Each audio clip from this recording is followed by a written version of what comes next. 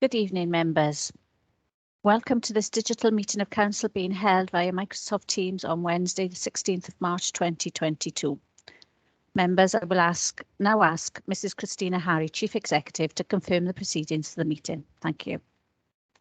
Thank you, Mayor, and diolch. Noswaithar and croeso I Cyngor. Good evening, members, and welcome to Council this evening. We will not be live streaming this evening's meeting. However, it will be recorded and made available to view via the Council's website, except for discussions involving confidential or exempt items. Therefore, the images and audio of those individuals present and/or speaking will be publicly available to all via the recording on the Council's website at www.caerphilly.gov.uk. If members lose connection during the live meeting, please make every attempt to reconnect. However, the meeting will continue as long as it remains quorate. Democratic Services staff are available and will be able to assist you to reconnect if necessary. I wish to also remind everyone that the Mayor has the discretion to terminate or suspend recording if, in her opinion, continuing to do so would prejudice the proceedings or that continued recording might infringe the rights of any individual. The Mayor also has the right to remove persons from the remote meeting if that is deemed necessary. All members should have already checked their headphones, microphones and IT equipment before the meeting commenced. I wish to remind members and officers to ensure that all microphones have been muted. Group leaders, deputy leaders, cabinet members and key officers have been asked to leave their cameras on. All of the members and officers, can I ask you to please turn off your cameras unless making representations. Members will need to unmute their microphones and turn on their cameras when called to speak by the Mayor. Votes this evening will be taken using Microsoft Forms, and when a vote is required, the monitoring officer will direct members to open Show Conversation, where the form will appear, and then click on Yes, No, or Abstain, and then finally click on Submit Vote. The names and votes cast will be recorded and published to our website following the meeting. Thank you, Mayor.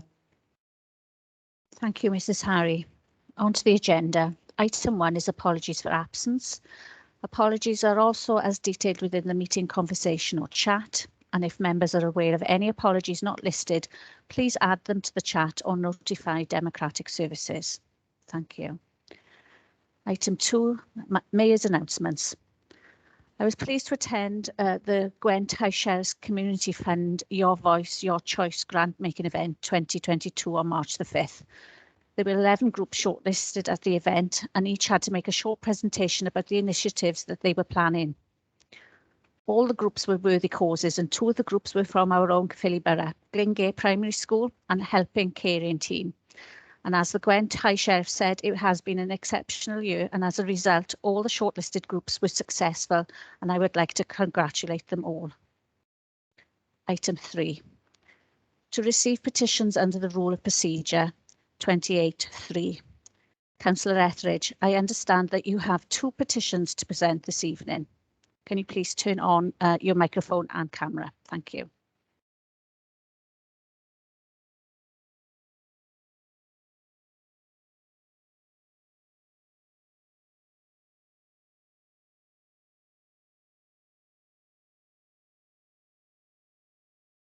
Is Councillor Etheridge with us this evening?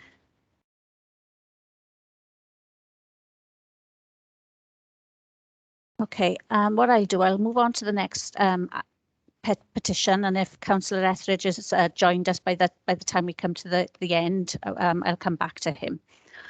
Councillor Whitcomb, I understand that you have a petition to present, please. Can you turn on your camera and microphone? Thank you. I do indeed. Thank you, Madam Mayor. I present this petition this evening on behalf of the residents of Cwmcarn and Abercarn.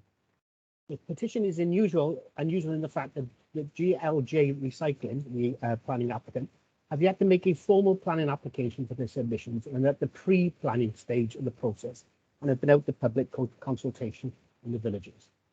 However, Councillor Priest and I support the petition as the strength of feeling against this application is immense within our ward. The company are already under investigation by this authority for breaching the existing planning conditions issued under prior applications. Our constituents wish to register their concerns prior to the formal application being submitted. One of the principal reasons is that due to the existing laissez-faire attitude of the company concerned to the existing conditions, we and my constituents have no confidence that any restrictions or conditions placed upon GLJ recycling will be adhered to. They've paid scant regard to them in the past, and I expect them to pay scant regard in the future. The existing plant is located in a residential area, and the proposed extended and upgraded facilities are more suited to an industrial area. And the company has a site within an industrial area within the borough. The site is surrounded by villas, SLA and sinks, and many species of both flora and fauna have reappeared in the river surrounding the plant over the last few years. We believe, and my constituent believe, that this proposal endangers the return and propagation of those species and will damage the sites of scientific national interest aforementioned. The well-being of our constituents is of paramount importance here, and we believe that the proposed extension to the plan will jeopardise that. Thank you, Madam Mayor. Thank you, Councillor Whitcomb. I accept your petition on behalf of Caerphilly County Borough Council. I can see Councillor Etheridge now, so I understand that you have two petitions to present, Councillor Etheridge.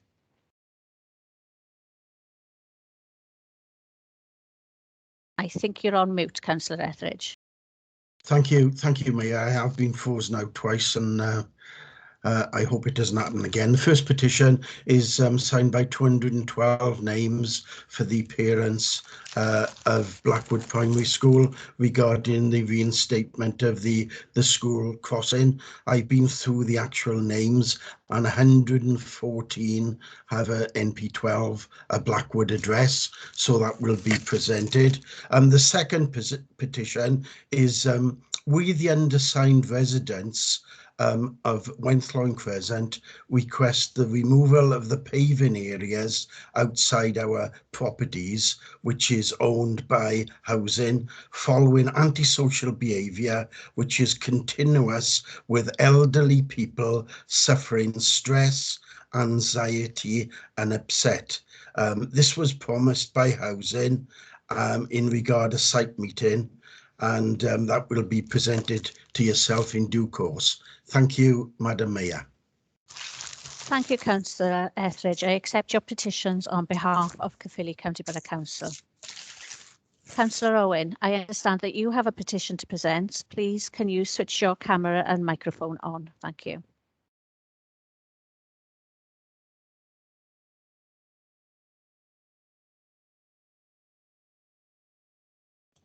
I understand, Madam Mayor, Councillor Owen sent his apologies. I've just been told that. So is there anybody else who's going to present the petition?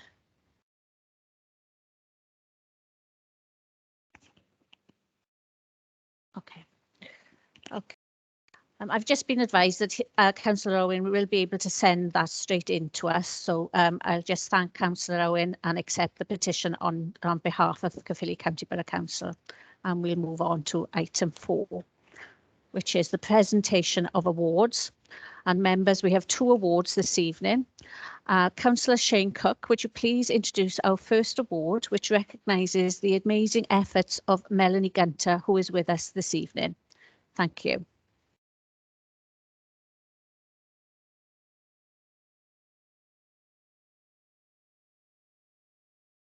Chair, Shane Cook has sent his apologies. I just seen in the chat. Thank you, Councillor Pritchard. Just bear with us a second.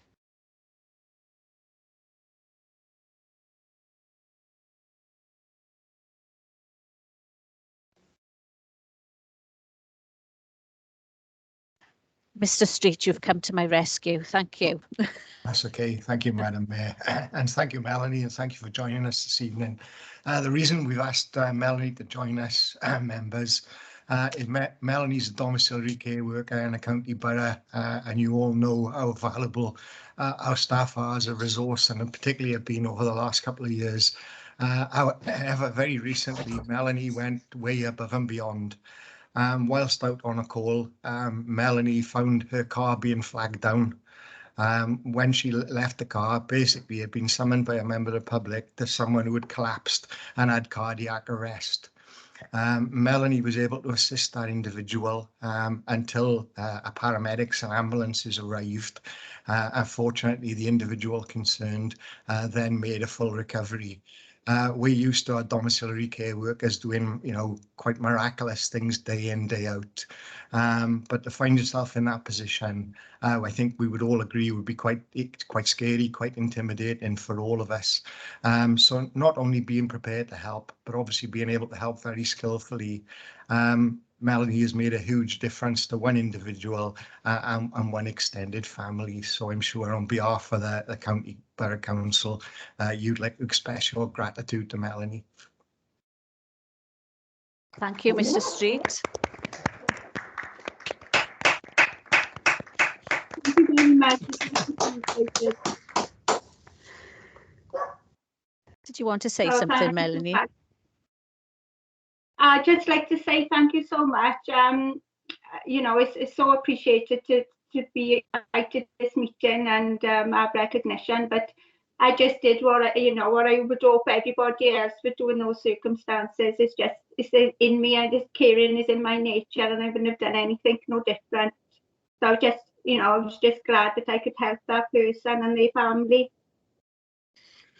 Thank you very much. Thank you, Melanie.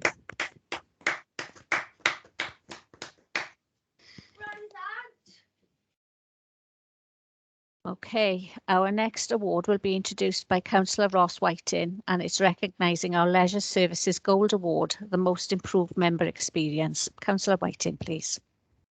Yes, thank you, Mayor. I'm delighted to inform Council that our Sport and Leisure Service leisure centres have recently been awarded the prestigious Gold Member Experience Award administered by the Retention People. This truly is a fantastic achievement that is testament to our leisure centres' hard work and dedication to delivering an exceptional member experience in what has been another challenging year. To achieve this celebrated award, customers are invited to offer feedback on their experience and if they would recommend our leisure centre to others. Utilising the externally accredited Net Promoter Score process, which ranks organisations across the United Kingdom, our leisure centres have achieved the Gold Award for delivery for exceptional quality of delivery. I'm sure Council will join me in congratulating all leisure staff who played a part in delivering high quality services and experiences to our residents during such a challenging period. Thank you, Councillor Whiting. Can everyone join me in a round of applause, please?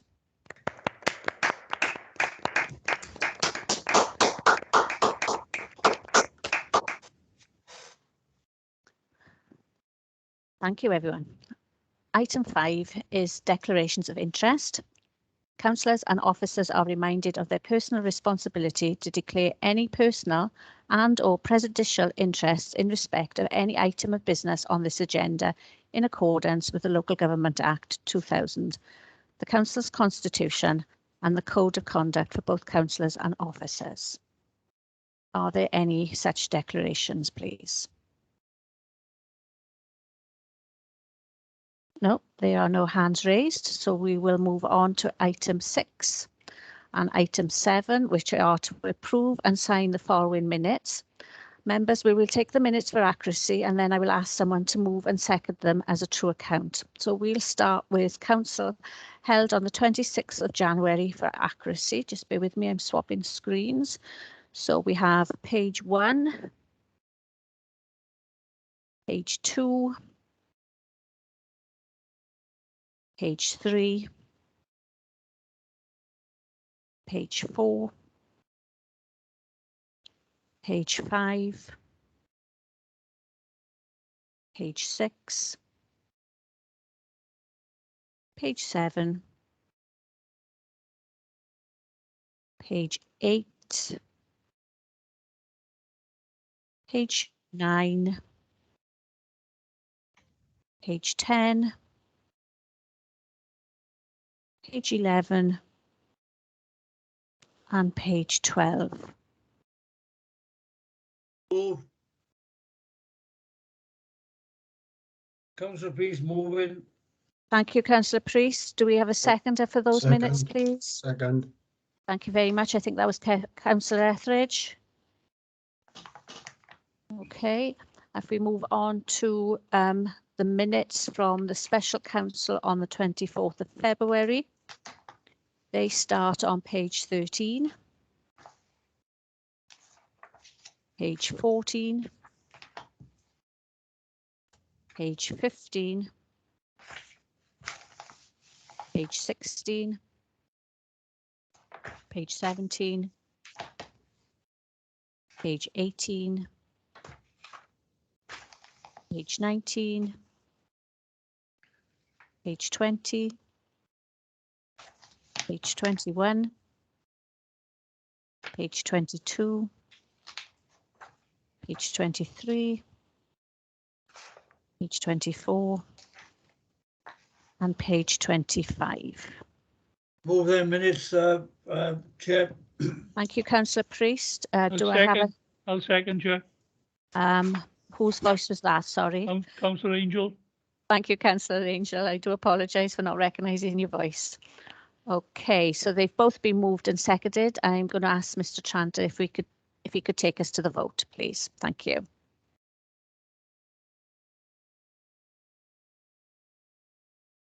Good evening, members. You will have before you very shortly a poll on which to vote. So you're voting on the accuracy of the minutes of the two council meetings, the 26th of January and the 24th of February. So if you could cast your vote, please, and we'll do this one pretty quickly if we may. If anyone has any issues in being unable to vote, if they could raise their voice and I will record the vote. Okay. Mayor, Jeremiah and 4. Mayor, I've abstained. I've voted electronically, but I've abstained because I missed a lot of the meeting of the 24th of February, even though it shows I was present. The IT system went down and I couldn't reconnect to the meeting. So I missed a lot of that meeting, so I've abstained. Thank you, Councillor Taylor. Thank you very much, Councillor Taylor. And I caught that, Councillor Jeremiah, as well, that you wish to vote for. So, Madam Mayor, the accuracy of the minutes are carried. Thank you. Councillor Bazina, you've got your hand raised. Yeah, it was only just to say I was absent at the 24th of Feb, but I was there at the other meeting. Thank you very much. Okay, I've got no other hands showing and those minutes have been passed, so we will move on to item 8, which is to receive and to answer questions received under the Rule of Procedure 10.4. Could I please ask all members when presenting questions to Council to speak only to the wording submitted and not deviate from that included in the agenda. Councillor Morgan, can you please put on your camera and microphone and ask your question? Thank you. Yes, thank you, Madam Mayor. I wonder, can the Cabinet Member for Sustainability, Planning and Fleet outline what the Council is doing to tackle climate change? Thank you. Thank you, Councillor Morgan. Councillor Whitcomb, can we have your response, please? Thank you. Thank you, Madam Mayor. Thank you, Councillor Morgan, for submitting your question. We have made significant strides in achieving a reduction to CO2 emissions across the broad range of services the Council provides. Since 2012, we have reduced carbon emissions from buildings and street lighting by more than 13,000 tonnes annually. In June 2019, this Council declared a climate emergency with cross-party support. In November 2020, the Council approved our decarbonisation strategy, setting out a detailed action plan for activities to take the Council to net zero by 2030. In accordance with the Welsh Government legislation, we completed our CO2 baselining in October. This has given us a clear understanding of where our emissions come from and what we need to do to tackle them. We have implemented many changes to ensure we tackle one of the biggest issues of our time, whether that has been building new carbon net zero homes, decarbonisation of our schools, or investing in electric cars and charging points. We have acted with positive action. To elaborate further, our planned construction of council homes will be amongst the most carbon-free and have many innovative features to save energy and will be the preeminent homes in terms of energy efficiency. That efficiency not only benefits the environment, but will have a significant impact on the fiscal outgoings of our tenants in these times of rising prices. As part of our investment into our school portfolio, decarbonisation is already embedded into our thinking in relation to capital maintenance and retrofitting, with particular focus on making our schools more energy efficient in heating, lighting and insulation. In addition, further the Welsh Minister's announcement on the 2nd of November 2021, all new built schools will be net zero carbon, and that's for operational purposes. And plans are already progressing through our 21st century school programme to deliver our first net zero carbon school by the end of 2024. We continue to reimagine our vehicle fleet and replace fossil fuels with electric or low emission vehicles. Challenges remain in terms of our HGV and refuse fleet, and examinations of alternative routes to progress.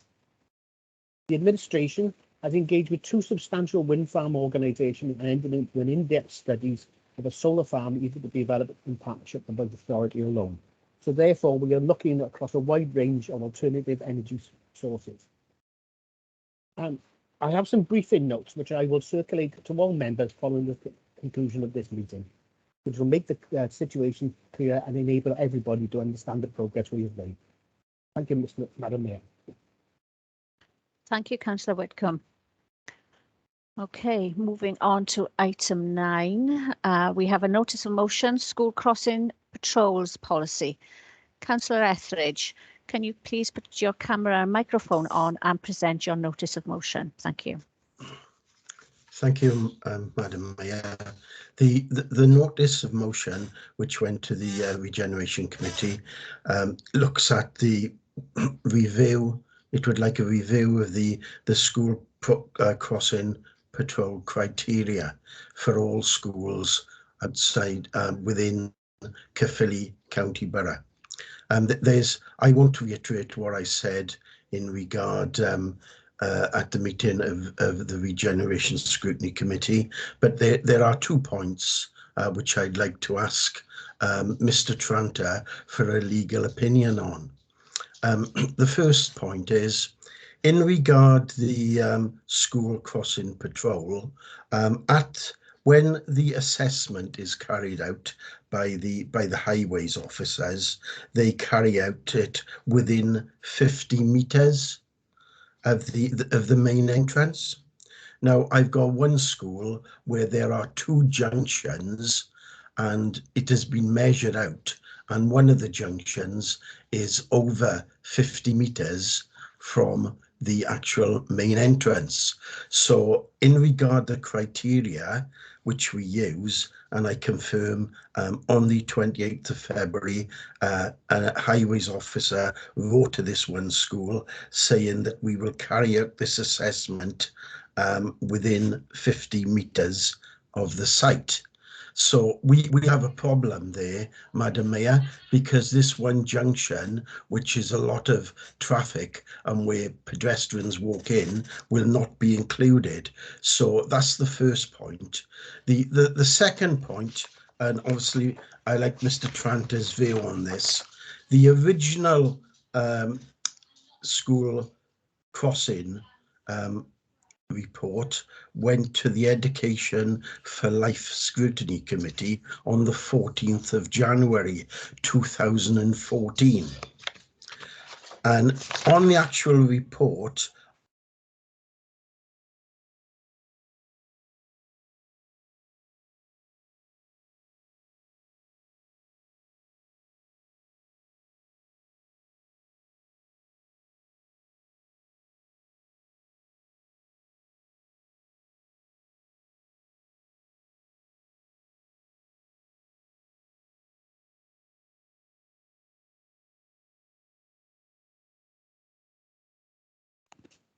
Councillor Etheridge, I don't know if you can hear me, but you seem to have frozen and I can no longer hear you.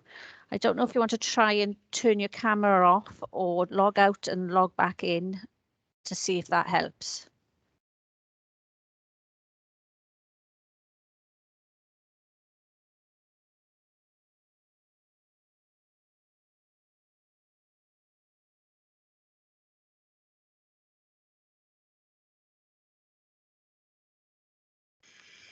I thought it was only on his knee we had dodgy connections. Okay, I've just been advised that Democratic Services are trying to contact Councillor Etheridge to see if we can assist him in some way. Okay, I'm going to move on to the next notice of motion, and when Councillor Etheridge rejoins us, we can go back to that one. Okay. So item 10 is the notice of motion on standing up for responsible tax conduct. Leader, can you present your notice of motion, please? Thank you. Thank you, Chair. The motion asks Council to note that the pressure on organisations to pay the right amount of tax in the right place at the right time has never been stronger. Polling from the Institute of Business Ethics finds that corporate tax avoidance has, since 2013, been the clear #1 concern of the British public when it comes to business conduct. Almost 2/3, 63% of the public agree that the government and local councils should consider a company's ethics and how they pay their tax, as well as the value for money and quality of service provided when undertaking procurement. Around 17.5% of public contracts in the UK have been won by companies who with links to tax havens. It has been conservatively estimated that losses from multinational profit shifting just from one form of tax avoidance could be costing the UK some £7 billion per annum is lost in corporation tax revenues. The Fair Tax Mark offers a means for business to demonstrate good tax conduct and has been secured by a wide range of businesses across the UK, including FTSE listed PLCs, cooperatives, social enterprises and large private businesses. Caerphilly County Borough Council recognises that paying tax is often presented as a burden, but it shouldn't be. Tax enables us to provide services from education, health and social care to flood defence, roads, policing and defence.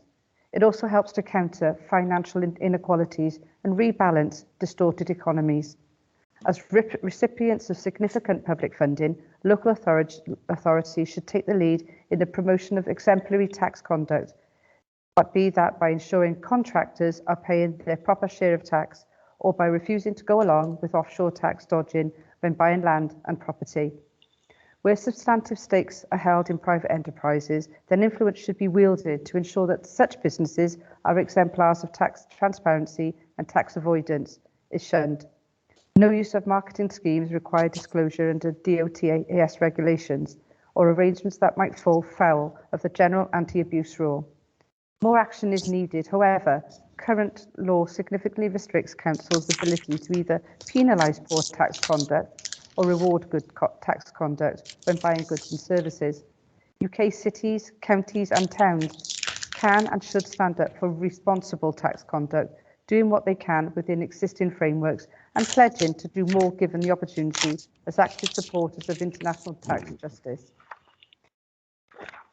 Therefore, this motion asks Council to approve the Council for Fair Tax Declaration, lead by example and demonstrate good practice in our tax conduct as a Council, ensure contractors implement IR35 robustly and pay a fair share of employment taxes, not use offshore vehicles for the purchase of land and property, especially where this leads to reduced payments of stamp duty, that we undertake due diligence to ensure that the not-for-profit structures are not being used inappropriately as artificial device to reduce payment of tax and business rates, demand clarity on the ultimate beneficial ownership of suppliers and their consolidated profit and loss position, promote fair tax mark certification for any business in which we have a significant stake and where corporation tax is due, support Fair Tax Week events in the area and celebrate the tax contribution made by responsible businesses who say what they pay with pride.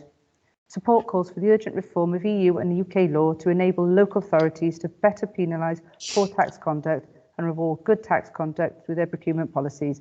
I move, Chair. And I just want to note in that we had a great cross-party support in order for this motion to come this evening. Thank you. Thank you, Leader. Councillor Whitcomb, I understand that you will second this motion, please. Yes, Madam Mayor, thank you very much. I'm more than happy to second this motion. We're seeing examples of all the time of tax avoidance by corporations and other organisations, and it's especially saddening during this time when fuel prices are going through the roof with the profits that the fuel companies are making as a windfall. So I'm more than happy to second this motion. Thank you, Madam Mayor.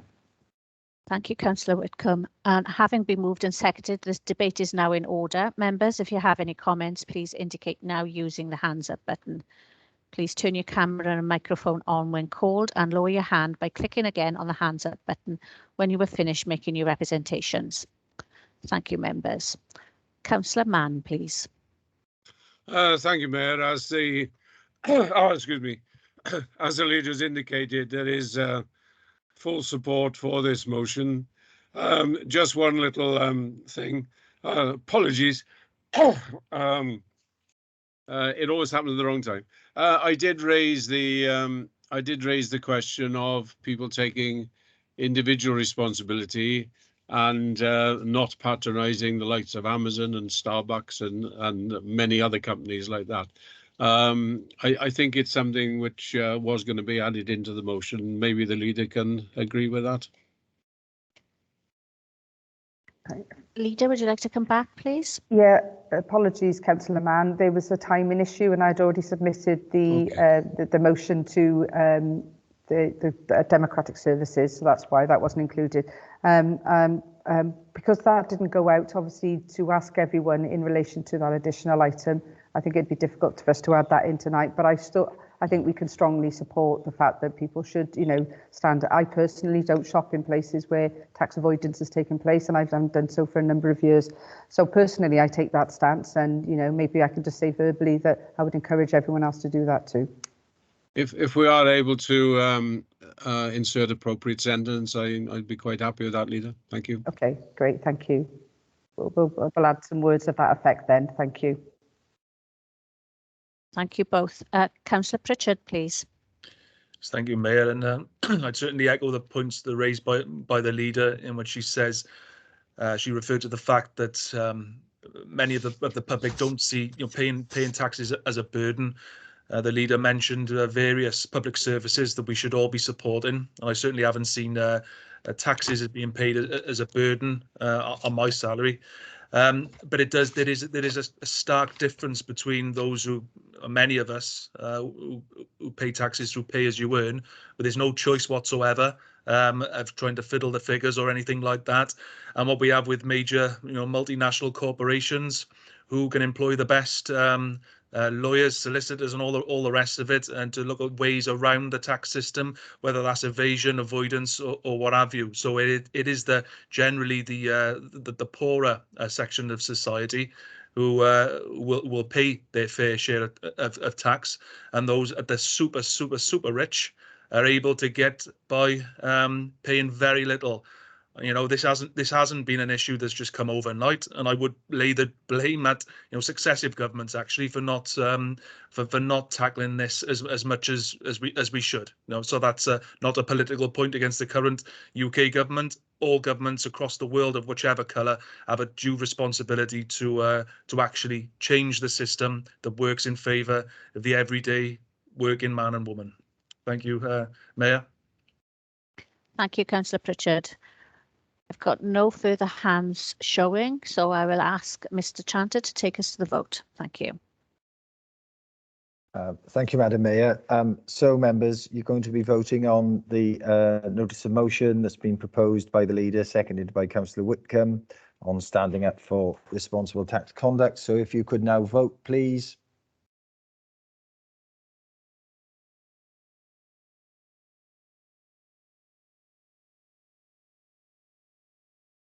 Again, if anybody has any issues with voting, please speak up and I will record the vote.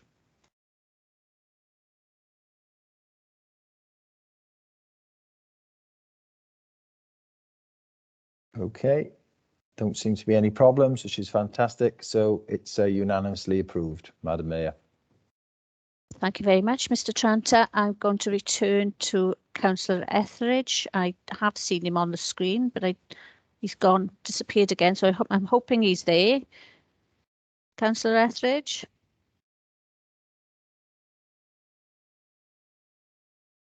I think we might have lost him again. Okay, so we'll try the next item and we'll keep going back. Okay, so the next notice of motion is item 11, and that's on the Ukraine. Oh, hang on. I'm going to stop there because I can see Councillor Etheridge. So we're going to go return to Councillor Etheridge.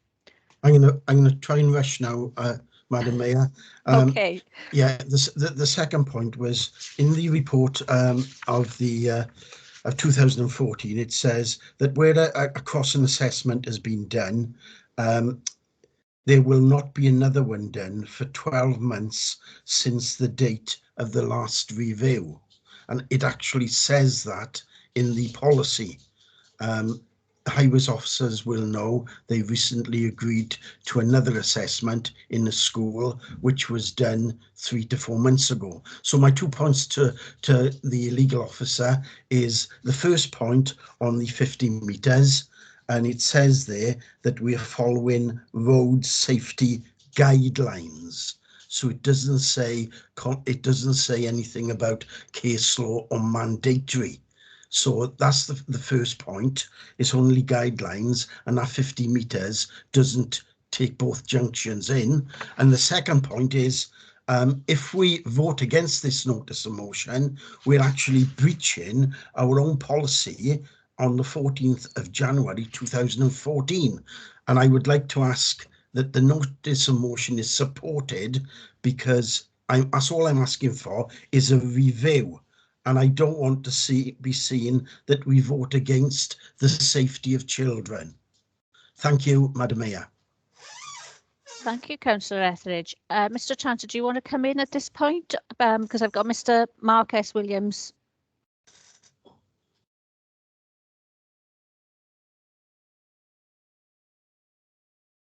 Okay. Okay. Mr. Williams, would you like to come in, please? Yes, thank you, Madam Mayor. Just to clarify for members, and obviously this was discussed at Scrutiny Committee as well, and what I'm about to tell you was presented to the Scrutiny members. So Blackwood Primary School, that Councillor Etheridge is referring to, have been offered a reassessment because the feedback was that there were a number of children not in school because of COVID and various entrances being used. So they've been offered a reassessment, and we're waiting for the school to confirm exactly what entrances are used and when they'd like that reassessment done. Generally, the assessment is undertaken within 50 metres of the main entrance, but it's generally undertaken at the main crossing point. So, wherever school gates are, generally in most schools, crossing of the road is undertaken at one location, and that's generally where the reassessment is undertaken. In terms of guidelines, we use national road safety guidelines relating to school crossing patrollers, to which there's a scoring matrix attached. Most authorities in the UK use these guidelines, so we don't deviate from them. We employ those as well. Thank you, Madam Mayor. Thank you, Mr. Williams. Do we have a second for this motion, please? Yes, Chair, I'll second it. Councillor Farina-Childs. Thank you, Councillor Farina-Childs. Mr. Tranter, do you want to respond now to Councillor Etheridge, or do you want me to ask if there's any comments or questions? I would ask if there are any questions and comments, Madam Mayor. I think Mr. Williams has adequately responded to the questions raised by Councillor Etheridge. Thank you very much, Mr. Tranter. Okay, so it's been moved and seconded. The debate is now in order. Members, if you have any comments, please indicate now using the hands up button. Please turn your camera and microphone on when called, and lower your hand by clicking again on the hands up button when you are finished making your representations.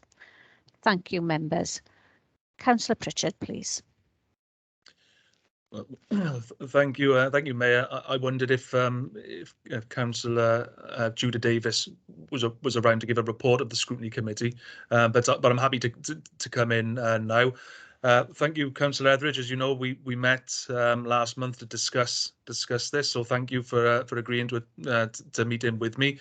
I was going to go into a bit more of the detail, but obviously Mark S. Williams has gone into the intricacies of how we go about this. But just to re-emphasise, the council's adopted approach for assessing the new and vacant school crossing patrol sites follows the methodology outlined in the Road Safety Great Britain School Crossing Patrol Guidelines, which, as the Director has said, is national, and the vast majority, I think, of local authorities around the UK adopt the national approach. And officers generally carry out assessments where they're requested, unless there's overriding safety factors that would make a location unsafe. Example, poor visibility in crossing, point parked vehicles, and proximity to the pedestrian crossing, etc. Obviously, it was debated in scrutiny, and it was defeated quite comfortably. I'm aware, obviously, Councillor Etheridge has presented a petition in relation to Blackwood Primary School, and it would appear from this that the notice of motion, was in response to that. Which, I know it's in your own ward, Councillor Etheridge, but in terms of that particular primary school, I mean, the methodology used for that came up nearly 4 to 1 under what the criteria was requested for.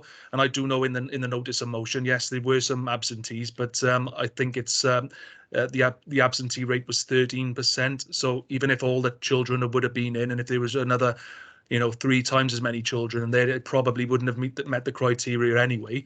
It did go to scrutiny. I can vaguely remember, actually, being a member of the Education for Life Scrutiny Committee when it did go there, I think in January 2014. The current approach was agreed by every single member of that scrutiny committee, so it certainly does have cross-party support.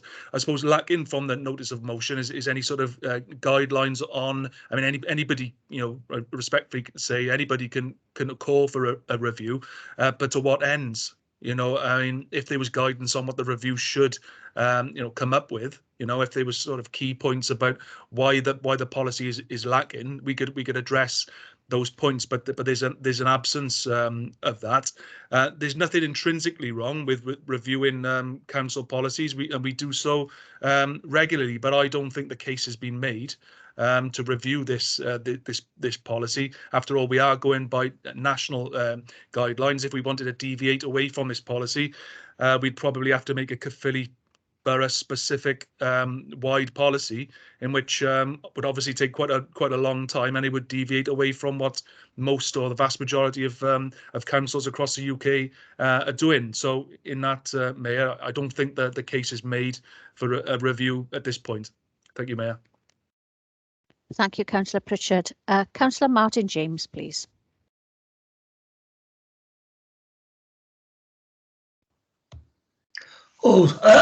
Thank you, Madam Mayor. I wholeheartedly support Councillor Etheridge in his notice of motion. We have a similar issue in Ysfrymynach where a school crossing was taken away at December. We got 1,000 children on a site there, and he removed one of the crossing ladies. So I've spoken to the heads. They weren't consulted. None of the parents, who I think are the main people here, and the children, were consulted. And I think the ironic thing here, it took me a fortnight to actually get in touch with the school crossing person because I couldn't get any answer. And then, unfortunately, I was told the lady hadn't been in work for a year because she'd been ill. And yet, as a council, you were still putting me through to her number. So I feel sorry for the lady that's been ill and is still off ill. I did get hold of somebody, and they're gonna look at it again. So I don't think there's enough consultation with the people that matter. And the people that matter are the residents, the children. Their paramount safety comes first. And we don't seem to be speaking to the schools, and we're not speaking to residents. And I think that's the important issue here. And I believe Councillor Marsden said when she took over as leader, we're a listening council. So I'd like to see some listening. Thank you very much. Thank you, Councillor James. Councillor Dix, please. Yeah, thank you, Madam Mayor. I'm just going to echo what Councillor Martin just said now, really, you know, we are public servants. I appreciate that there's national guidelines and we can all hide behind national guidelines, but they're only there as a guide. We can alter them. We can alter them if we see fit. And I believe the council have done that and do that on other occasions as well, to make them fit purpose, bespoke for themselves. So it's not an impossibility to do that. It's well within our office's capabilities, I would hope, to do that. Also, looking at this, it is to do with public safety, getting children to and from school. And I think that, after all, crossing children across the road is a vital thing that parents are interested in, and them not being consulted on school crossing patrols, I think is quite wrong. After all, it's their children are going to school. It's them who's taking their children to school, and they need to be consulted about the safety of their children when going into school. And I think that's important that we do that. And maybe you could look at it again, and with this sort of with that in mind, that who we serve and giving them a right to get involved in this consultation process, which clearly isn't the case at the moment. Thank you. Thank you, Councillor Dix. Councillor Sean Morgan, please. Thank you, Chair. And for a number of reasons, I'm not going to support Councillor Etheridge's notice of motion. First of all, as Councillor Pritchard said, it doesn't come close to reaching the criteria under those national guidelines. I found the notice of motion very area specific, almost to a single school, and it would have been wonderful, I think, if there had been more supporting evidence from other schools, if you're talking about a borough-wide change of policy, rather than trying to attribute a borough-wide change of policy to one single school. But I would like to also touch on the fact that school crossing patrols are not the only safety element, and it's not the only way in which this council looks at the safety of children to and from school. We've got a specific school safety officer. Schools can actually go through school travel plans which look at the safety of children going to schools. We have a number of active travel routes, and we design those active travel routes very often specifically with schools in mind. Councillor James was mentioning Ystrad Mynach there. I mean, the one-way system and cycles, joint cycle and walk-in route to school on Lewis Street. I think he can. I don't think anybody can deny how beneficial that has been to making the areas much safer.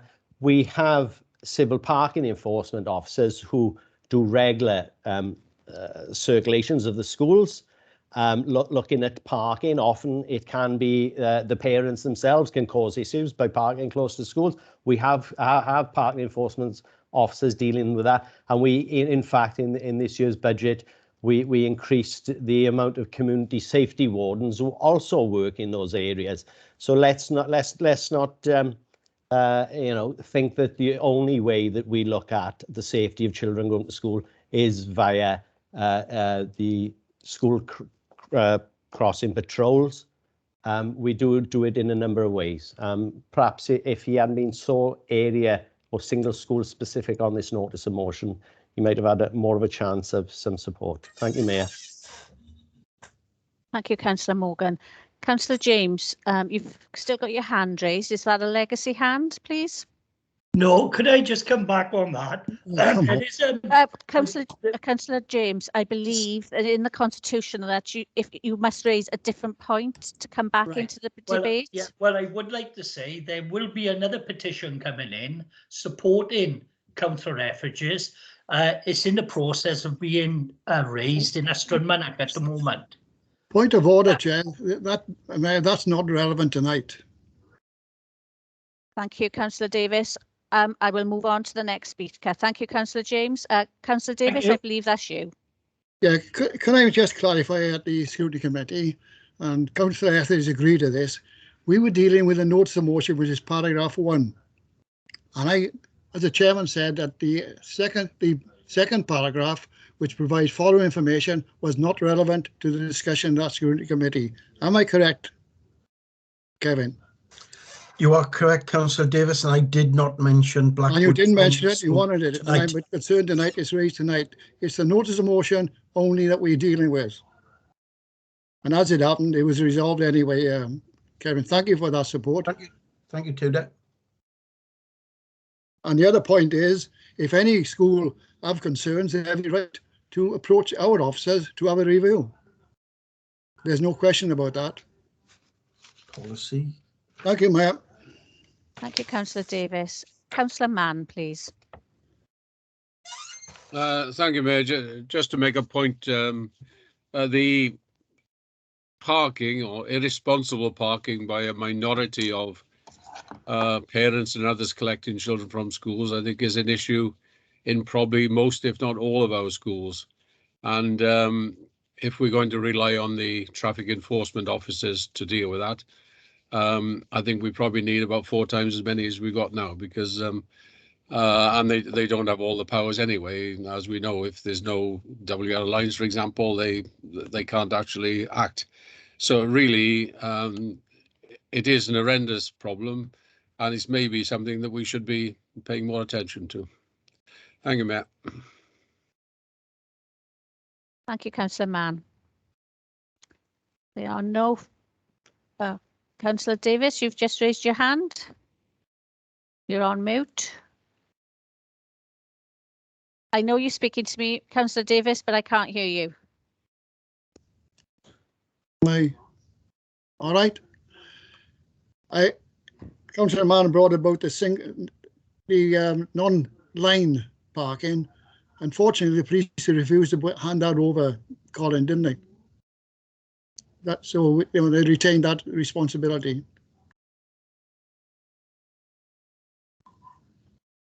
Thank you. Ben, if I could just comment for a moment. Yes. I have been told there is legislation somewhere in a very long pipeline in the Senate to address this situation, but exactly how long that pipeline is and when it'll reach the end, who knows? But it is a problem with enforcement at the moment, as probably many of us know. Thank you, Mayor. It's actually confusing. Yeah. Thank you both. Councillor Etheridge, please, as it's your motion. Just finally then, Madam Mayor, to wind up, that I did not mention specifically Blackwood Primary tonight, but why I'm disappointed is that's all I've asked for is a review of the policy. And in the actual policy 2014, by voting against this, we are breaching our own policy, because we will go back to that one. Is it so difficult, to have a review of a policy? I'm not asking for a change. I'm just asking for a review. And also, I'm very disappointed that there was no engagement with parents, or as Councillor James have said, the actual head teachers of schools. Thank you. Thank you, Councillor Etheridge. Councillor Pritchard, have you got a different point to make, please? It's just in response to Councillor Etheridge, I've got a different point of view in terms of we're going. Sorry, I don't believe. Surely, Councillor Etheridge, was close the debate. Yeah. If I could answer to a point of view. Sorry, Mayor, it's not allowed. Point of order, Madam Mayor. The debate is closed by the move of the motion. Yes, and I am being advised that. So apologies, Councillor Pritchard. Right. I need to close the debate and ask Mr. Tranter to take us to the vote. Thank you. Madam Mayor, you run this meeting, not some backbenchers. Thank you, Madam Mayor. Members, the poll is in front of you. You are voting on Councillor Etheridge's notice of motion on a school crossing patrol policy review. So if you can now vote, please. Thank you. Anybody's got any trouble, please raise their voices and I'll make a note of your vote. Thank you.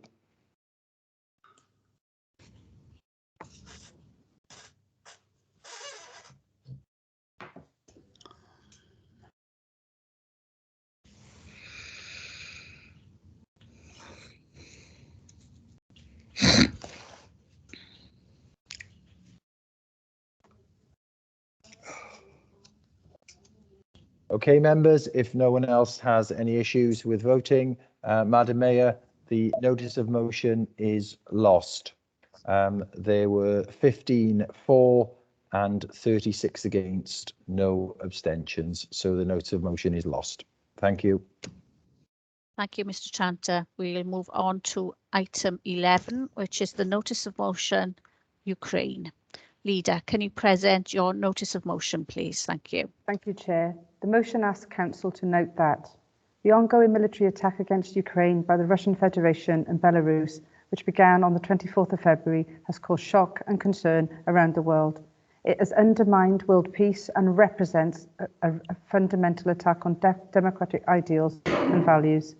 The war, like all wars, will cause disproportionate harm, fear and suffering to civilians.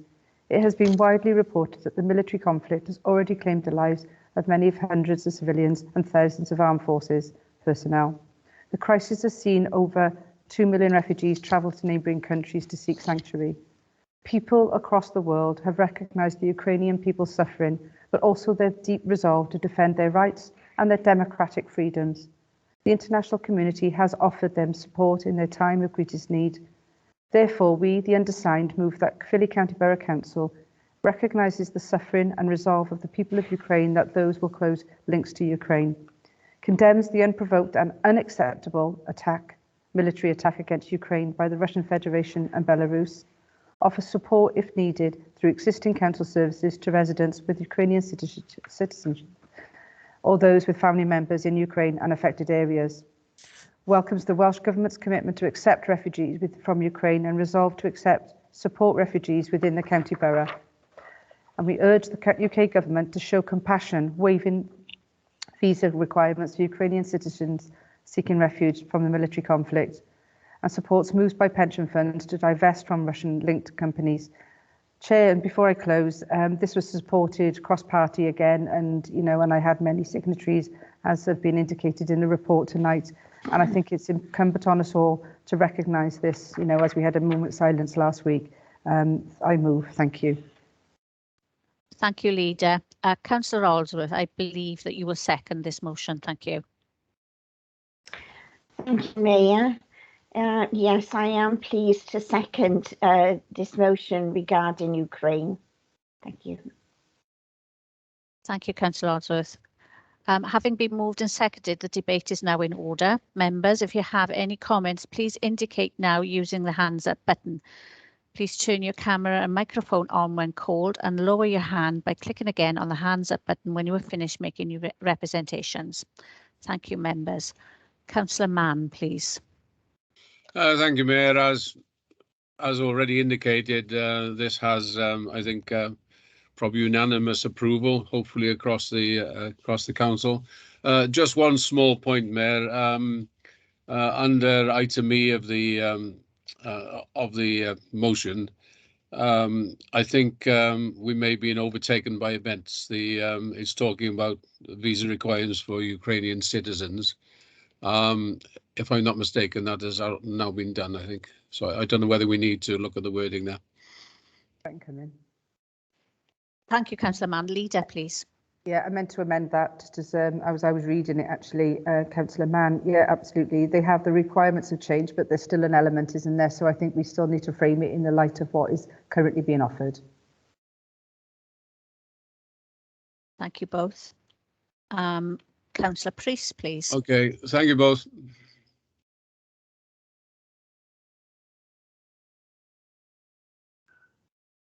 Fine, thank you, Madam Mayor. I noticed on the input there that my name isn't there. Now I definitely voted for the motion. So am I allowed to say this now or not? Although my name is not on the actual report. Sorry, yes, Councillor Priest. I am. Fine, thank you very much.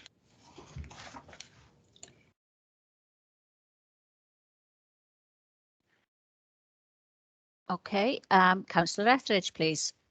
Thank you. while fully supporting the actual motion, I'd like to ask questions regarding point C, where it says offered support through the council services. I will shortly be sending an email to the Chief Exec and copying Mr. Street. My understanding, Madam Mayor, is the funding and the resources is actually coming from Westminster. It's then going to the Senate, and then the Senate will instruct local authorities. So perhaps the leader could actually comment on that in regard to timescale. The second point was, have the Senate given councils or Caerphilly Council any indication of these provisions?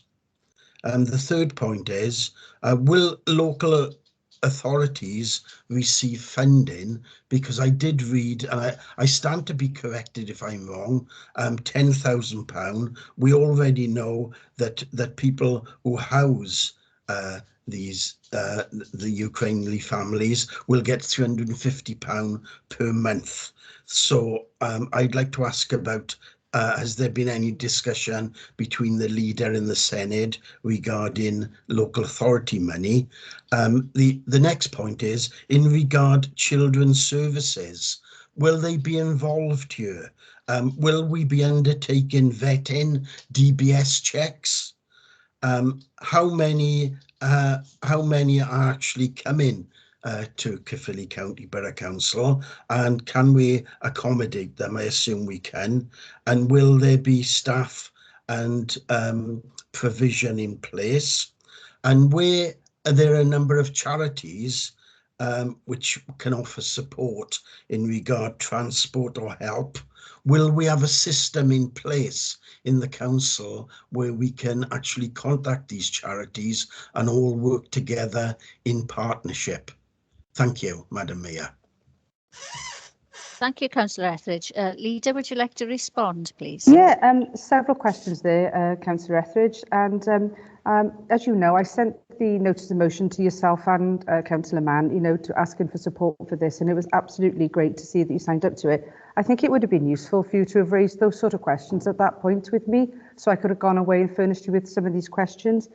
This is a fast-moving picture, as we know, in relation to the ask of funding and provision, capacity, housing. All of this is very much still a moving feast. And as you know, that's changing daily with the numbers that are leaving Ukraine. And I think it's incumbent on us all, isn't it, to recognise that at this moment in time, we don't know all the details of all of this. That is still being worked through.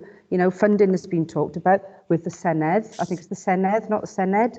So I think that's it's important to note that we are still working through a great deal of that. As Labour leaders in the WLGA 2 weeks ago with ministers, we stood up and said we'd support as much as we needed to do here in Wales and stand collectively as the 22 authorities, which is important. But more importantly, it's we've looked also more locally in terms of the Gwent region to see what we can do collectively to look at housing and look at supporting Ukrainian refugees. I think what's important here, we don't know the numbers at this stage. All we know is we will follow the normal protocols in terms of housing refugees. We will look at all the things that are in place that comes down from UK government and also the Senedd. I think it's important, isn't it, that we strike a balance here with standing in solidarity with our, Ukrainian members of from Ukraine. Sorry, I can't even speak now. So it's important, isn't it, that we accept that there's lots of questions need to be asked, but you listed a whole raft of them there for me, and obviously I didn't even write half of those down. So I think it's important to note that we are doing the best we can, and as soon as we've got more information, I've already given you updates in my emails as to where we were at the end of last week in terms of this, and I'm sure I'll be doing another update to all members by the end of the week. Thank you, Leader. Thank you, Councillor Etheridge. Councillor Fussell, please. Thank you, Madam Mayor. It's a similar one question in relation to what Councillor Mann had mentioned. which are both on points C and E, where it refers to Ukrainian citizens. As we know, there's more than just Ukrainian citizens being affected. There are inhabitants of Ukraine that are not necessarily citizens, and whether that was the answer to the question, I'm not too sure. I'm just questioning that, and if it's correct to remove Ukrainian citizenship or citizens out of that text to be a bit more encompassing with people fleeing the area of conflict. So that's the one question, and the other point then is on with reference to point B, where we're actually stating that Ukraine and Belarus have attacked Ukraine. It's used as a channel to attack Ukraine via Belarus. I'm not too sure if they've actually utilized their staff and their forces to actually attack. I think the last comment I recall seeing was that they were changing the guard at the border point. I don't want to enter into politics in terms of entering a war, but to drag Belarus into that same statement might be a bit premature, although they have assisted. There's no question about that. It's just those 2 points, Chair. Thank you, Councillor Professor. Leader, do you want to come in at this point, or shall I take another? Take another one. Okay, Councillor Cushing, please. Thanks, Madam Mayor. I'm absolutely delighted to support this motion, bearing in mind I have family who live in Romania and it actually borders Ukraine. So I'd be more than happy to support this motion. Can I just bring a point of order there as well regarding what Councillor Marsden said about the Senedd and Senedd? Not everybody can pronounce the double D as a the, so it's a bit naughty for somebody to bring up somebody who might have issues pronouncing Welsh words. Thank you very much. Thank you, Councillor Cushing. Leader, do you want to come back with any statements? I just want to accept, apologies, Councillor Cushing. Just wanted to say that, and all the other points. I think the motion has been moved here and has been seconded. No one commented on any of those points that are written in there at the time when it was considered. So I think I take on board the citizenship aspect, and maybe we can just rephrase that sentence there. Thank you. Thank you, Leader. There are no other speakers, so I will now call on Mr. Tranter to take us to the vote. Thank you. Thank you, Madam Mayor. Members. Sorry, Mr. Tranter, if I don't mind cutting across. I didn't quite understand what the leader said in relation to point. Point of order, Madam Mayor. Point of order. They've done that the same. His colleagues done it. The motion has been moved and seconded, and now we go to the vote. It's a clarification of what the reply was. I did ask for a reply. Mr. Pritchard wanted to do that. We go to the vote. Move progress, please. Hold on a second, please. I will just take advice. Hold on a second.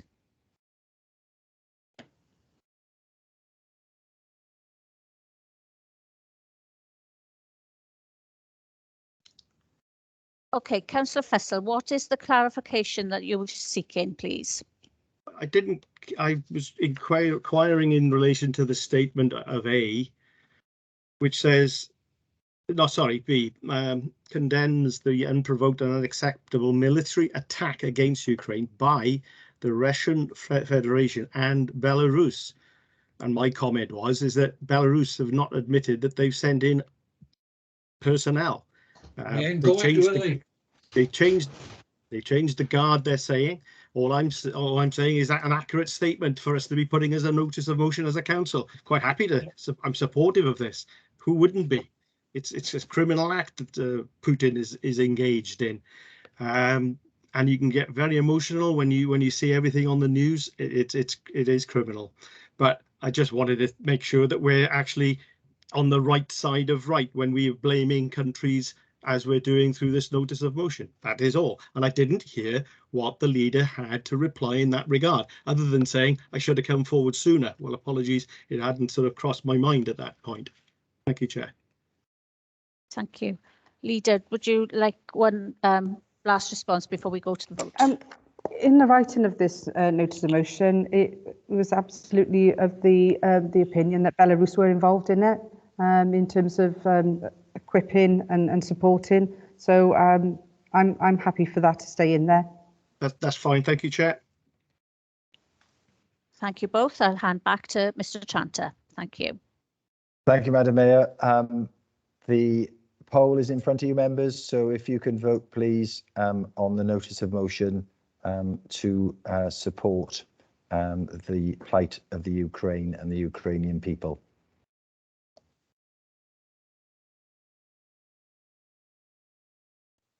Hello, Mr. Tranter. Hello. Yeah, hello. Hi, it's Philippa Leonard here. I just got back in on my phone. My Okay. computer keeps turning off for some reason. Are you voting? Yes, we're voting on the notice of motion on the Ukraine.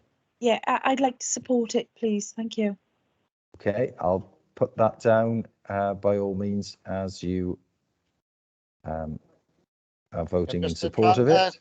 Yes. Mr. The poll hasn't come up on mine. Oh, sorry. Okay. I just joined the meeting and I thought you were voting. Sorry. Yeah, we are. Yeah. It hasn't come up on the screen. Councillor Johnson, so how would you like to vote? For. Thank you. Anyone Councillor else having difficulty? Councillor Davis is not on the screen. I'm voting for. Yeah, okay. Yeah, Councillor Mr. Davis, Tranter, make a Councillor note. Mike Davis, I vote for as well, please. I'll make a note of that, Councillor Davis. No trouble at all. Thank you. Councillor Pritchard voting for. Thanks, Rob. Okay. Councillor Julian as well, Rob. I'm voting for. Okay. Councillor Okay. Bishop, can I vote for as well, please? Okay.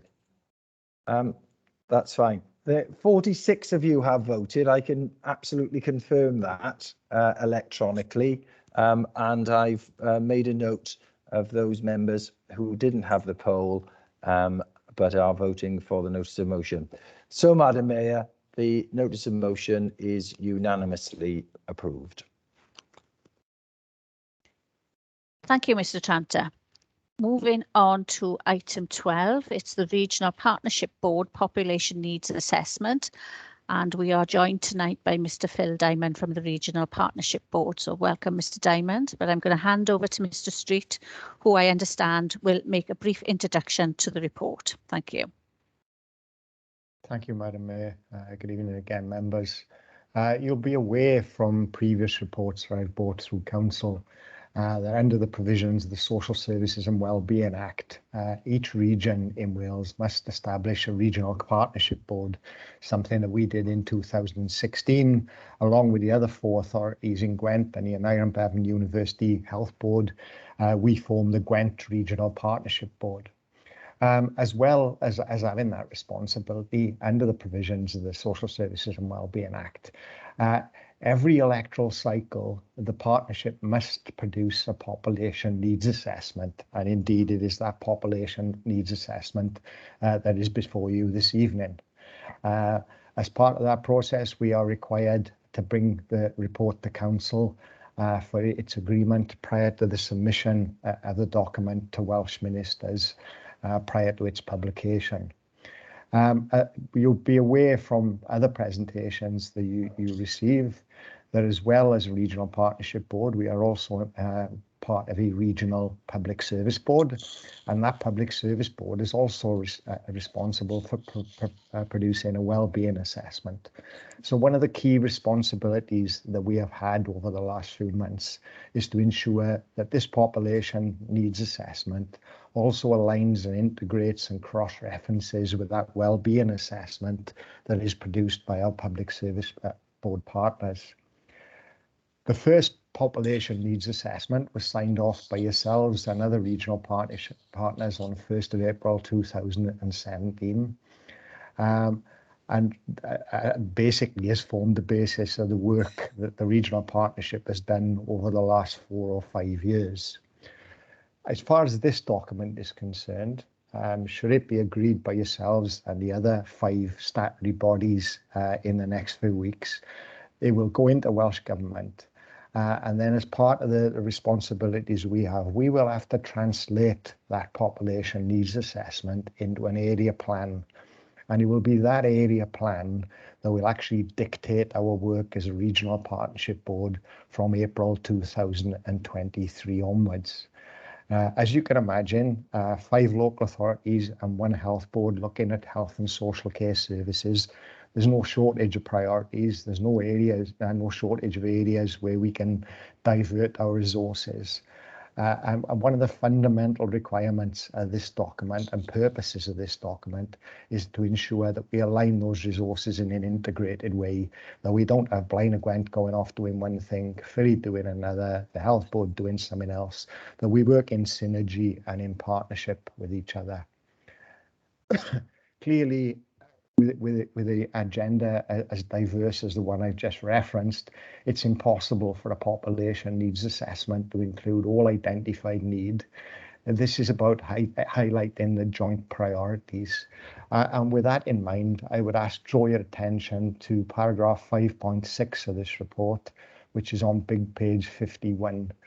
And that basically outlines 6 particular areas where the population needs assessment has identified areas of priority for action, and they include continuing to support the children looked after with a view to reducing the number of out-county placements, to looking at the issues around our ageing population, but again, particularly in relation to loneliness and increases in the number of people living with dementia.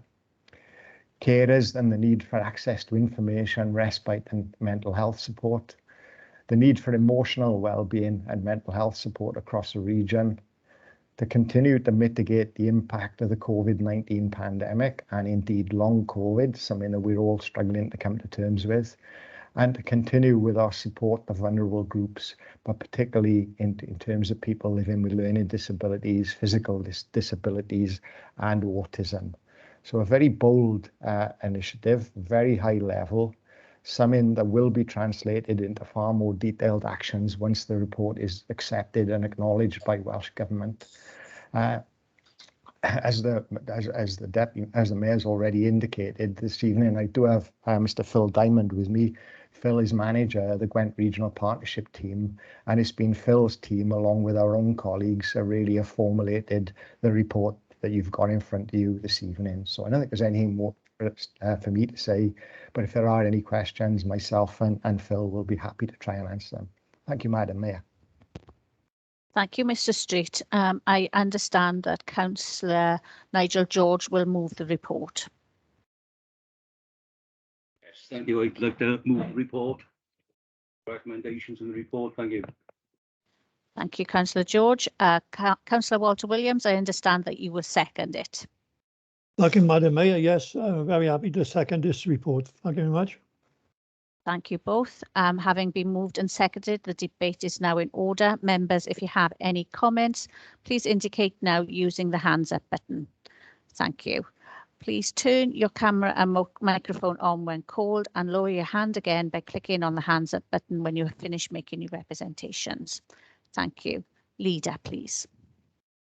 Yeah, I've got a quick question. Thank you, Chair. It's in terms of the relationships and linkages between the population assessment and its findings, and also the Gwent PSB. I say that because I'm chair of the Gwent PSB. I think it's important, isn't it, to understand the link between these assessments and the findings, and also what the linkage is to the priorities of the Gwent PSB, because I think it's something that we should absolutely recognise.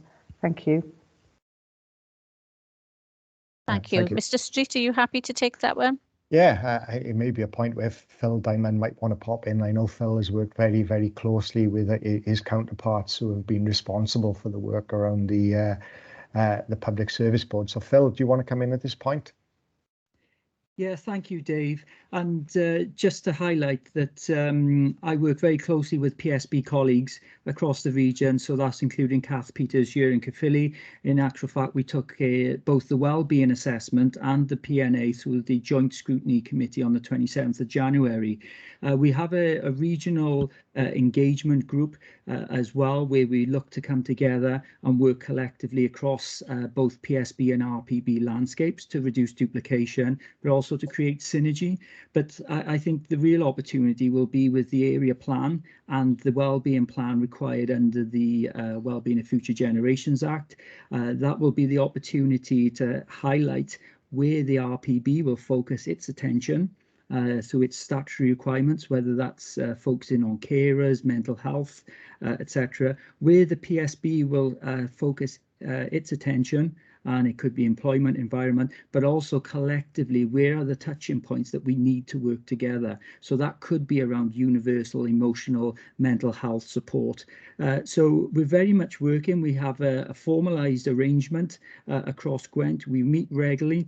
And in terms of going forward, the intention is to align both those action plans to reduce the duplication and to also create synergy. But it's a long road ahead of us. There's a number of different partners, but in terms of the intention and structure, there is willingness from both RPB and PSB colleagues to take this forward. Thank you, Phil. Councillor Adams, please. Thanks, Madam Mayor. I'm looking at early parts of the report here, and Dave Street mentioned 5.6. I'm looking at 5.4 as well, where we're talking about children and young people, older people, health and physical disabilities, learning disability and autism, mental health, sensory impairment, carers who need support, and of course violence against women, domestic abuse and sexual violence. And then we go on to the list in 5.6. Continued support to children looked after, because we normally very often see that looked after children, especially in schools where we have them. And I think we should make sure that we include young adults in that line as well, because young adults are going through, I'll say it, a bit of a hell of a time over the last couple of years, and still many of them are going through trauma that puts them in our viewpoint, and they come to us, if they have the sense, they come to us and look for, what can you do for me? And sometimes, of course, that includes putting them in a safe bed for the night, and sometimes for longer than one night, for many nights, and that we can offer them many kinds of support. That isn't always seen in the best light by the communities nearest to them.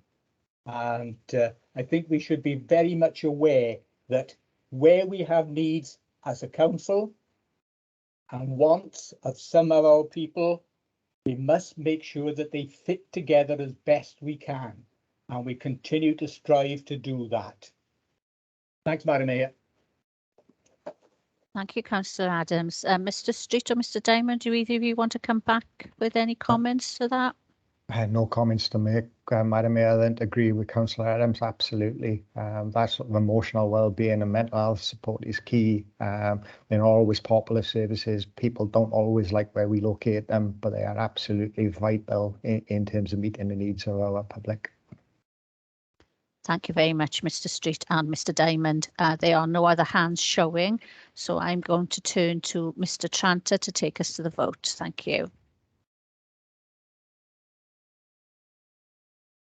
Thank you, Madam Mayor. Members, the poll is in front of you now. If you can vote, please, on the recommendation within the Population Needs Assessment Report. Thank you.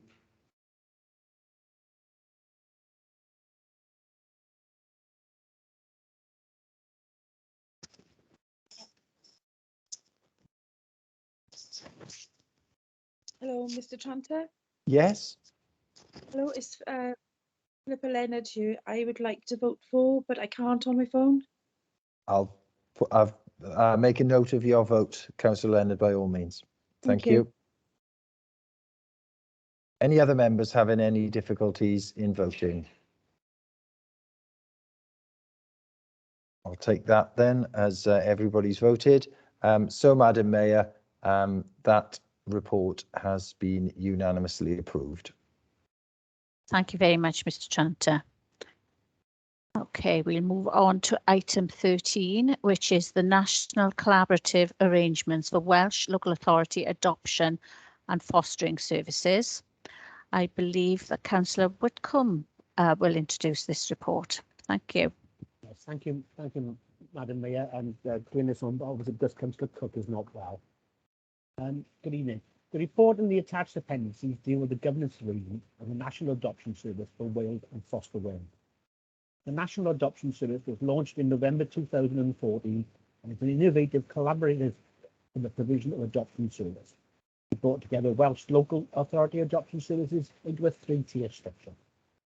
At all authority level, all 22 Welsh councils continue to provide services to all looked after children, whilst identifying and working with those children for whom a plan for adoption is appropriate. Regionally, local authorities work together within 5 regional collaboratives to provide the full range of adoption services, recruiting and assessing adopters, offering adoption support services and counselling support for birth parents.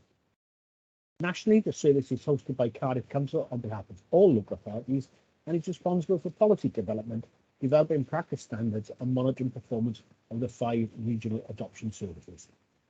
A review of the operational arrangements underpinning the National Adoption Service was undertaken in 2018 and recommended that the governance arrangements needed to be strengthened in order to support the central hosting and regional delivery relationship. And both the WLGA and ADSS agreed that a local joint committee should be established, which is now ready to be implemented. During the same period, a national approach to recruitment and assessment of foster carers has developed and has been branded as Foster Wales. Members will hopefully have seen some of the national advertising. The links between fostering and adoption services are closely aligned, and the service models are based on a national strategic coordination supporting regional committee and local delivery. It is logical, therefore, to expand the remit of the proposed joint committee to include Foster Wales. It is proposed that the joint committee will be comprised of representative elected members and will oversee production of annual reports, work programmes and the budget for the central support teams for both services. Members will note that the funding for the central team is top sliced from the RSG and administered through the WLGA. WLGA, cabinet members, directors and heads of children's services have been fully engaged in the consultation and development of the proposal. The next and final step is to legitimise the proposal with the signing of the agreement by each local authority, and this naturally requires political approval, hence the recommendation made to Council today. And I therefore move the report. Thank you, Councillor Whitcomb. Councillor Walter Williams, sorry, I understand that you will second this. Thank you. Thank you, Madam Mayor. As a committee member of the Social Services Scrutiny Committee, I'm quite happy to support this motion. Thank you. Thank you, Councillor Williams. Having been moved and seconded, the debate is now in order. Members, if you have any comments, please indicate now using the hands up button. Please turn your camera and microphone on when called and lower your hand by clicking again on the hands up button when you are finished making your representations. Thank you, members. Councillor Cushing, please. Thank you, Madam Mayor. As you probably know, being chair of the Scrutiny Committee, oh, excuse me, I do apologise. I don't actually recall seeing this report at any of the scrutiny committees. I'm just wondering, is there a reason for that? Unless it was at one of the one meeting that I was unable to attend. However, having said that, I'd like some clarification on some of the points contained within the report. I've highlighted them, and so I'm going through them now. And their financial implications, I'd just like to have clarification what the cost is to the council. I've got 4 points. May I continue with the 4 points? Yes, Councillor Cushing.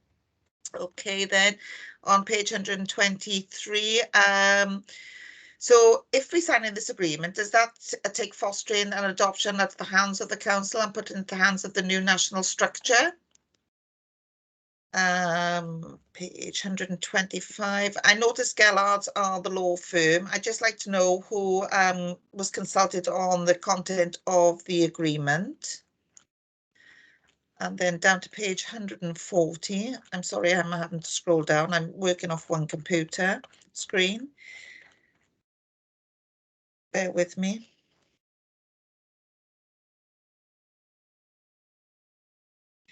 Right. Why was Cardiff Council selected as the host council? That's it. Thank you, Madam Mayor. Thank you, Councillor Cushin. Mr. Street, are you able to assist us with those questions, please? I think I have Gareth Jenkins on the call as well, Madam Mayor. So Gareth, you can come in. I'll take the last point first. If I may, Councillor Cushin, in terms of the Cardiff Council hosting, Cardiff Council was selected by Welsh Government to host several years ago now, probably 5-6 years ago, following a process that was followed. So they weren't just picked out of the air. A number of authorities expressed an interest in leading this nationally, and Cardiff was selected by Welsh Government, and that arrangement stays in place. Gareth, would you like to pick up some of the other issues? Yeah, certainly. Thank you, and good evening, members. In order, then, there are no financial implications. The report clearly sets out that the funding for the central support team is actually top sliced from the RSG. So in a sense, the money is already taken, and that's been a long-standing agreement with WLGA. So there's no direct implication for Caerphilly. In terms of the delivery of adoption and fostering services, that very firmly stays within the local authority. This is a national approach to standardising the expectations and delivery of services across Wales, which is really, really positive for fostering and adoption. That said, of course, we do have regional arrangements in place. So the work of the local authority feeds into the region, and the region oversees what's going on in each local authority. But as far as we're concerned, there'll be no change to the way that we're delivering fostering and adoption services within Caerphilly. And in terms of the legal consultation, that was undertaken by WLGA. They instructed Gaillards, and my understanding is, to be fair, that is out of my league, if I'm perfectly honest, in terms of how they commissioned that and got to that position. Is that helpful? Yes, thank you very much, Gareth. Much appreciated. It's obviously something which was taken on board slightly before my time as a councillor. Thank you. Thank you. Mrs. Harry, you'd like to come in? Yes, thank you, Mayor. If I could just make members aware that in the consultees, you will notice that Steve Harris, the Section 151 and Head of Finance Officer, hasn't been included in the consultees. But if I could ask that the minutes actually clarifies that indeed he has been consulted and is happy with the content of the report. Thank you. Thank you very much, Mrs. Harry. Are there any other comments or questions, please? No, I have no other hands showing, so I will ask Mr. Tranter to take us to the vote. Thank you. Thank you, Madam Mayor. Once again, members, the poll is in front of you. You are voting on two recommendations within the report: that Council approve the proposed governance arrangements for the National Adoption Service in Foster Wales through the establishment of the joint committee facilitated by the Welsh Local Government Association, and secondly, that Council approve the signing of the joint agreement. So if you could cast your vote, please, and anybody having any difficulties, please, if you could make me aware, and I will record your vote. Hello, Mr. Tranter. It's Philippa Leonard here again. Yeah. I'd like to vote for, please. Thank you. Four. There we are. Thank you very much, Councillor Leonard. Thanks a lot.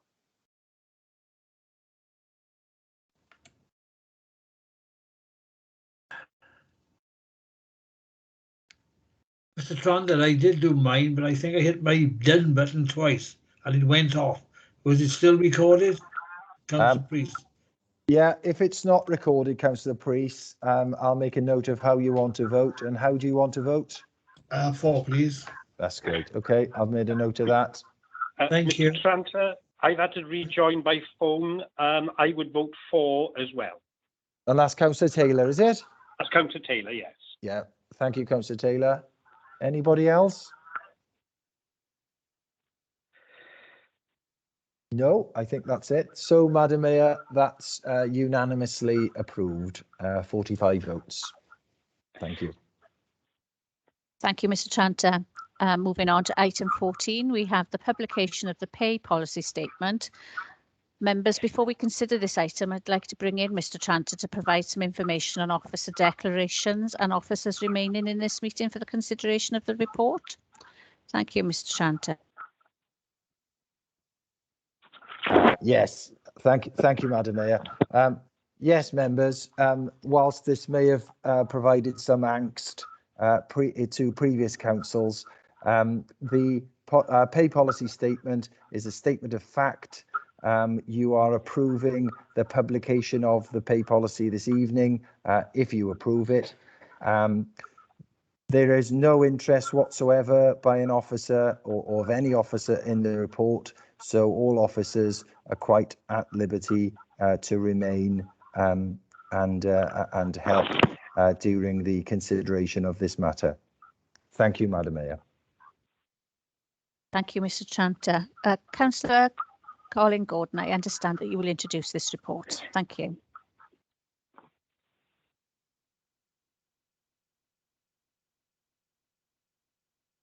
I think you're on mute, Councillor Gordon. Sorry, Madam Mayor, I tested twice. Pay policy statement 2022-23. The purpose of the report is to seek approval from Council for the publication of the authority's pay policy statement 22 through to 23. The pay policy statement attached at Appendix 1 contains the full details of the remuneration position for the Council for 2022-23. It is a statement of fact. Members will be aware that it is legislative requirement that the information is published on the Council's website on an annual basis by the 31st of March each year, once agreed by Council. Council is asked to agree the attached pay policy statement 2022-23 version 11 for publication on the Council's website. The recommendation ensures that the Council complies with legislative requirements by the publication of the pay policy 2022-23.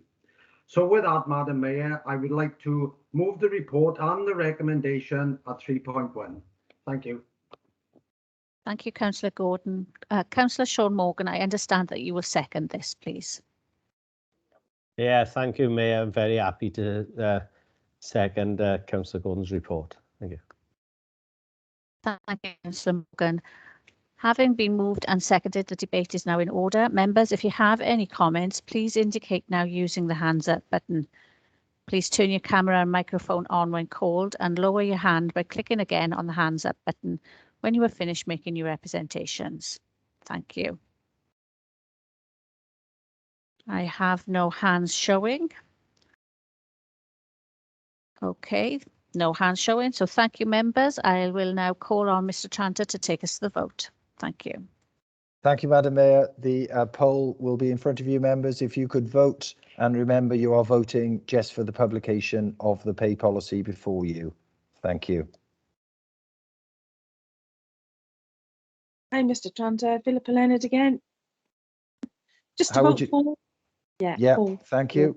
Thank you, Cheers. Councillor Leonard. Councillor Taylor? No. Any other members having any difficulties in voting?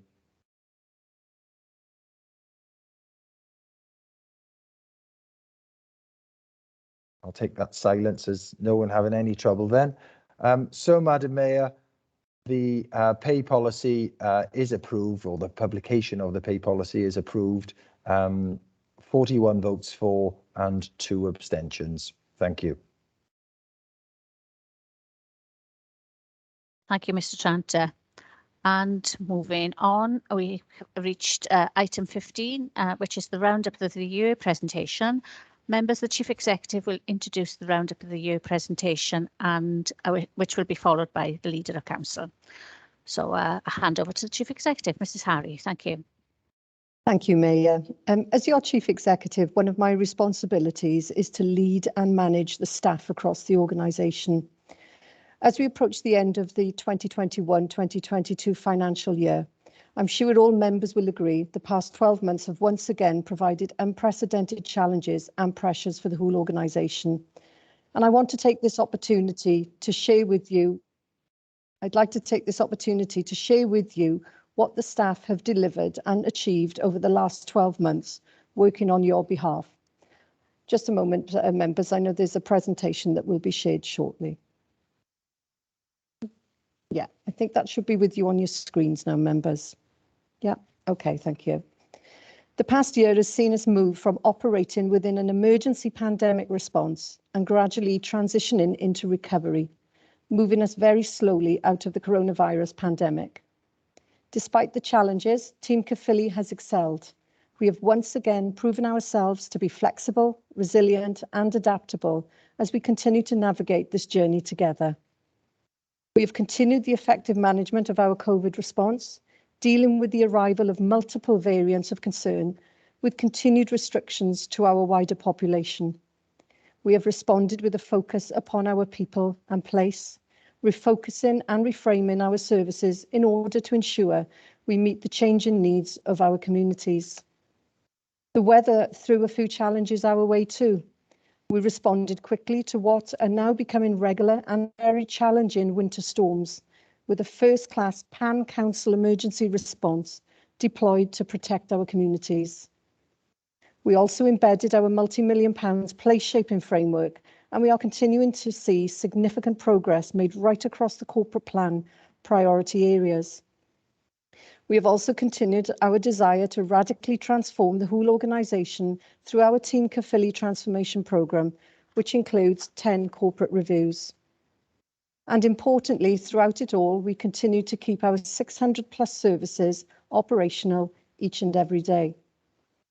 Our positive progress and ambitious approach has been recognised externally by peers with a wide range of achievements at a number of prestigious national awards.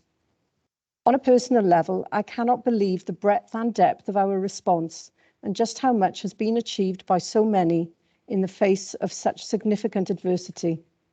I am truly humbled to be part of such a fantastic team, and it's a privilege to lead our 8,500 dedicated public servants who each care passionately about our county borough. I would now like to share with you some of the highlights of the year with some headline numbers that aim to bring some of our successes to life. I will then hand over to each director who will highlight the key successes from their own directorate. I'm sure, members, you will be impressed.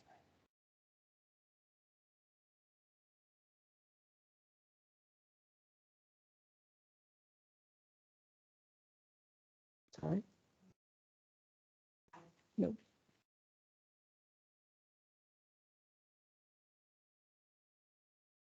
If you can just bear with us a moment, members.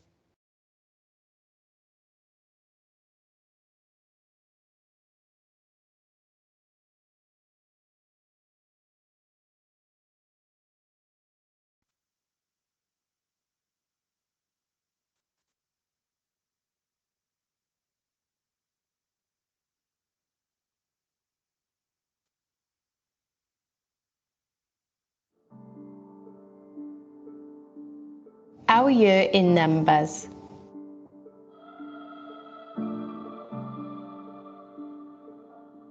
£9.75 million waste and recycling collections were made.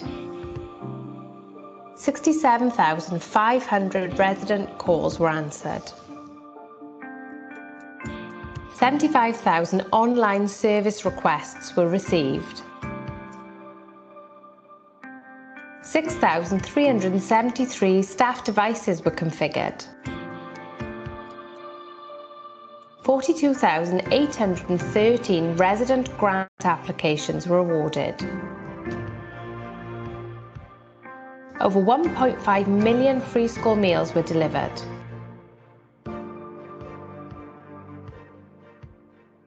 £6.8 million was invested to expand 5 Welsh medium schools. We had 25 million impressions across our digital platforms.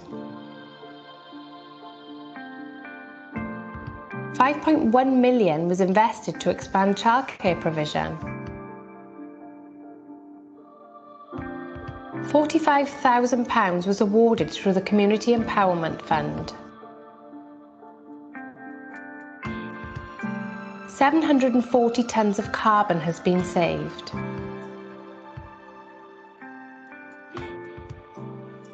Over 1 million of business COVID grants have been awarded.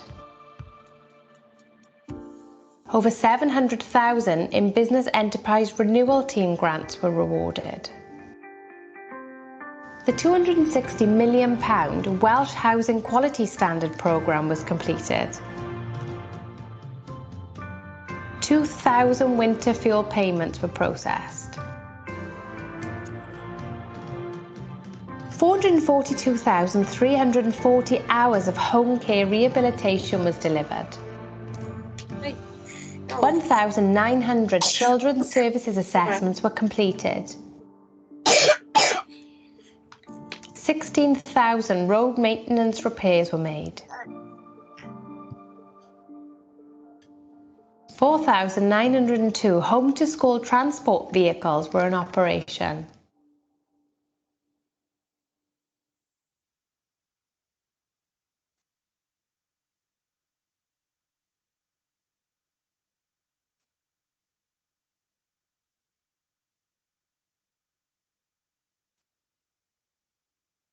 Ed, if I could just ask you to come in, please. Yeah, of course. Thanks, Chief. Thanks, Chair. Good evening, members. So just a couple of headlines here from the Education and Corporate Services Directorate. So over the last 12 months, we've seen some significant investments agreed for 5 more of our exciting 21st century schools proposals. Timely, really, as some of us were involved in the sod cutting today at the site of the new Ysgol Gymraeg Cwm Gwyddon. The weather wasn't great. I know members have commented previously, but I know the new school will be. We've invested heavily in our staff with the introduction of a workforce development strategy, a wellbeing strategy, a staff benefit and recognition scheme, and the further development of our agile working principles. We've led some fantastic work which has come to fruition over the last 12 months in overhauling the early years support system right across the borough. We've introduced a range of new education strategies to further improve the support available to our most vulnerable learners. There's been significant capital investment into a number of our Welsh medium primary schools, enhancing the number of places and the experiences available. We've expanded our childcare offer across the borough and also continued the multi-million-pound investments into digital capability across our schools, known as EdTech. And we've also introduced a new employee volunteering scheme to ensure we keep giving back, a social value policy to drive community benefit through procurement, and of course members have also been able to take advantage of the new Community Empowerment Fund. Now these are just a few of the examples of the work that's been delivered across the Directorate. I can't tell you how proud I am of the efforts of our staff during some incredibly challenging times. That's the end of my bit, Chair. I think I'm going to hand over to Dave Street now to do his bit. Thanks. Thank you, Ed. Hello again, members. From a social services and housing perspective, has already been alluded to the achievement of the Welsh Housing Quality Standard at the end of 2020, when brought into conclusion a £260 million project into our council housing stock. We've been able to launch our empty home strategy and are already seeing some early benefits from that. We've started on the new council homes with 16 new homes via Section 106 agreement with Landmore Homes. The first of, I'm sure what you agree, will be many new council homes in a county borough. We've supported 1,652 unpaid carers by administering grants made available to us. And we've supported quite literally hundreds of people returning from hospital in the most difficult circumstances, and also people who have been isolated in their own communities for some time. That figure of 442,000 hours of care is truly startling, and I'd like to pay tribute to all the staff involved in delivering that, not just our own staff, but also those staff, our independent sector partners as well. And finally, we've been able to open our state-of-the-art facility, T-Bawb in Bargoed, which has provided much needed mental health and therapeutic services for our children looked after. I think I now pass you over to Marcus Williams. Thank you. Thank you, Dave. Evening, members. So last but not least, few highlights from the Economy and Environment Directorate. I'm sure as many of you are aware, we have been a landlord in terms of owning sort of business estates, business units for many years, but we've not built any new business units for a long time. So we've recently completed TD at Nelson and the lawns at Rumney. Have been inundated with requests to occupy those. The occupiers of TD are on the verge of moving in, and we were handed the keys to the completed units at the lawns this week. So we'll go through the letting process for those. But there's massive interest, obviously, very modern units, suitable for small business enterprises, excellent connectivity to the A470 and A465. One of the jewels in our crown in terms of tourism, Cwmcarn Forest Drive, reopened after a significant period of closure linked to the removal of lots of the trees by NRW. NRW has spent a significant amount on Cwmcarn, and we now have a partnership with NRW. As I say, the drive has reopened. Visitor numbers are exceeding expectations. It really is a jewel in our crown, and watch this space for potentially some exciting new plans to come forward. We have moved our parks operation out of the former depot at Penalta, which on Penalta Industrial Estate, which is adjacent to our household waste recycling centre. With some Welsh Government grant funding, that depot has been refurbished and turned into a flagship reuse shop. It really is impressive. We are just in the process of awarding the contract for operating that, and it is due to open within the next month or so. Obviously, all members are aware of the issues relating to air quality at Haverfordwest and the significant amount of work and Welsh Government interest in that particular site. And those homes at Haverfordwest on Haverfordwest Road have now been demolished in order to open the site up and to improve the air quality. There's just a little bit of work left now in terms of reprofiling the footway and landscaping. And just the final two, just wanted to mention, you know, we've made a lot of investments in our sporting facilities over the last year, 3G pitches, etc. But these two really stand out. Our new fitness suite at Newbridge Leisure Centre really is a game changer in terms of local authority leisure provision. We have some equipment in there called eGym, which is in no other leisure facility in Wales. Really is impressive. I'm a member and I've started using it. It is absolutely fantastic, and the whole facility is just superb, and I would urge you to go and take a look. And then recently we've officially opened the athletics hub at Oakdale, and with that 3G pitch at Idris Davis and a hockey hub facility at Soon Oaks has just been completed. So some really impressive investments in our sporting infrastructure, and I would say that Caerphilly is well placed amongst the 22 in Wales to probably be up there in terms of some of the best outdoor sporting infrastructure in the Principality. Thank you, Madam Mayor. Thank you, and thanks to the corporate management team there. Members, there were some staggering figures and fantastic achievements outlined in that presentation.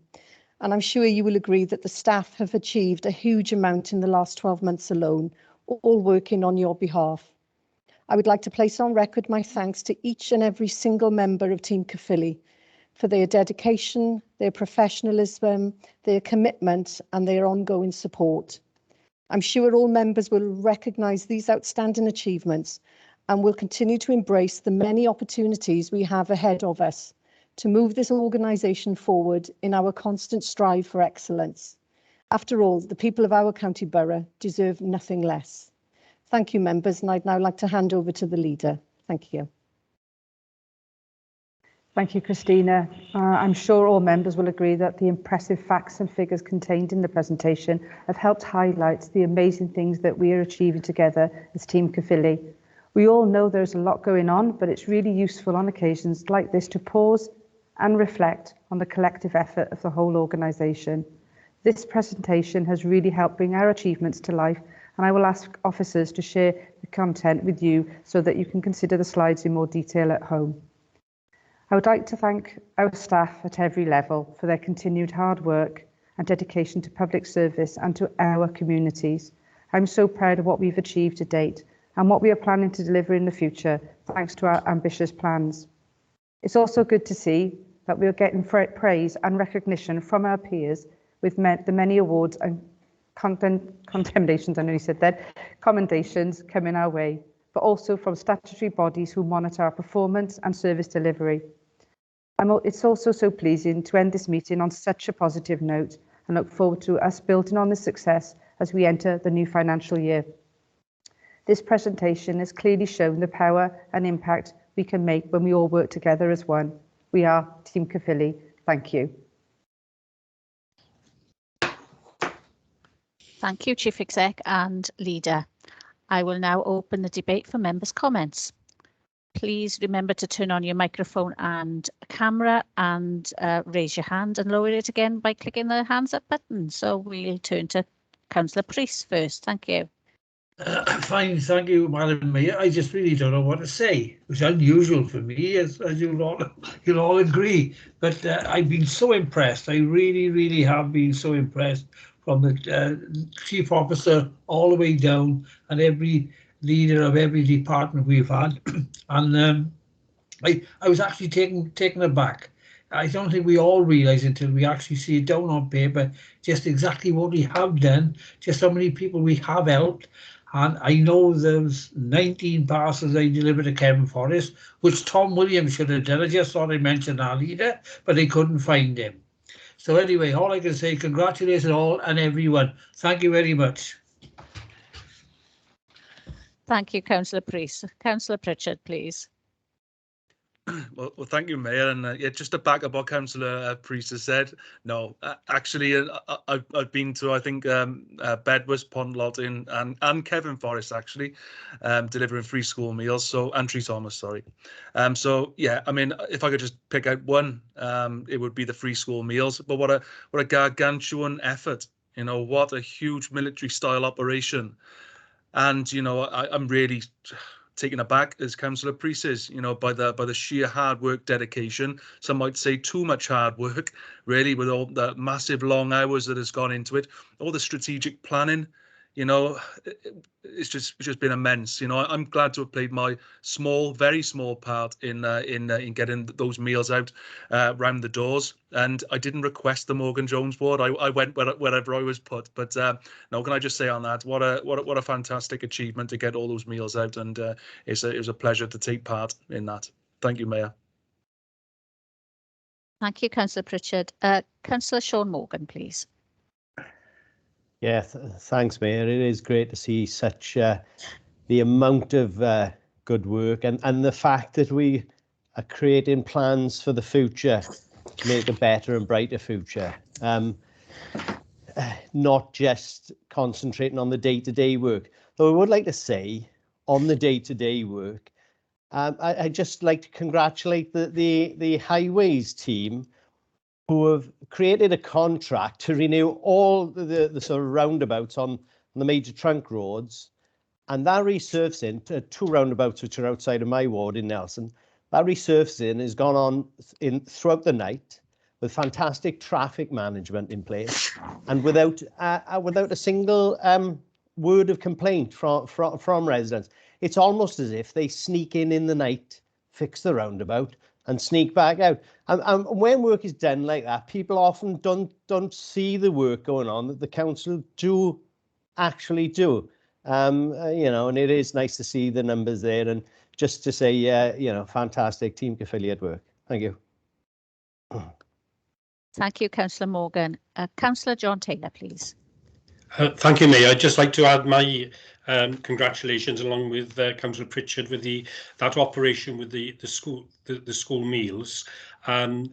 It worked like clockwork each time that I came back from one run. Just waited a short while where I was told to wait until the others had come out from loading up, and it worked like clockwork. It was really impressive to see that underway. So congratulations to all the staff involved in that. That was terrific. Thank you, Councillor Taylor. Councillor Alsworth, please.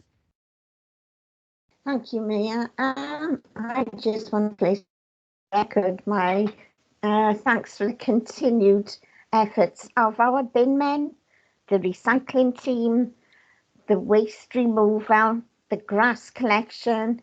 It has gone on. It is continued. You know, the arrangement we've got after bank holidays is so excellent. And thank you very much for that side of the council. Thank you, Mayor. Thank you, Councillor Alsworth. Are there any other comments? I'd just like to add my thanks to all the thanks that have been mentioned already to every member of staff. Councillor Gordon, please. Yeah, thank you, Mayor. I'd just like to add one last thing before we finish about our workforce. And don't forget, none of our workforce actually lost any money during the pandemic. Nobody was furloughed. Yes, other people were redeployed, and some people I talked to actually enjoyed being redeployed. I was talking to someone who'd done the bins outside my house, and I'm not sure where he was from, but he hadn't done the bins before, and he was actually loving it.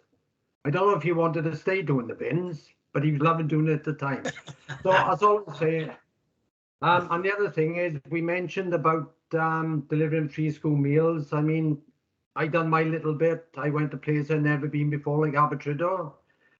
Places I haven't been for a long, long time, like Jubilee in Utradiga.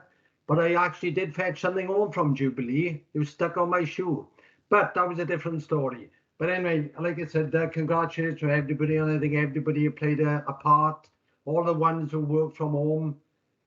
It's been difficult for a lot of people. I think it obviously wore off for them pretty soon. But we are looking now at ways, looking at their mental health and well-being to see what we can do ongoing. So, I mean, well done, everybody. Thank you, Councillor Gordon. Councillor Whiting, please. Yeah, thank you, Mayor. I just wanted to put on record my thanks as well to another part of Team Caerphilly, which of course is our massive army of school staff and their head teachers. You know, they have done so much over the past year. It's been an incredibly difficult year for everyone. And I think they've done a fantastic job. And I know that we've worked really hard with them to make sure that they can do what they're doing. And of course, the pupils as well. I think they are Team Caerphilly as well. Everybody's involved. So that's really good to see. Thank you, Councillor Whiting. Councillor Cushin, please. Yeah, I'd just like to add, apart from all the congratulations that have been added here to all the staff that have worked in extremely hard circumstances, the carers. They go out, they provide care in the community for the elderly, etc. I know my mum passed away just before we went into the pandemic, but I can only say how I appreciated them, especially the ones that are part of Team Caerphilly, because they were absolutely marvellous. I just can't say enough about them. Thank you, Councillor Cushin. Mrs. Harry, please. Yes, thank you, Mayor. I'd just like to say thank you to the members' very kind comments there, and I will personally ensure that the staff actually receive those messages directly. Thank you very much. Thank you, Mrs. Harry. Councillor Philippa Leonard, please.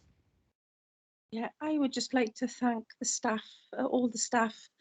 We've had local charities set up in our ward that had tremendous support from Team Caerphilly, from the staff within CCBC, and also from Philippa herself, who's come down and had a look around our ward and supported us with our charities. And I would just like to thank you very much for being totally supportive during this difficult time. Thank you.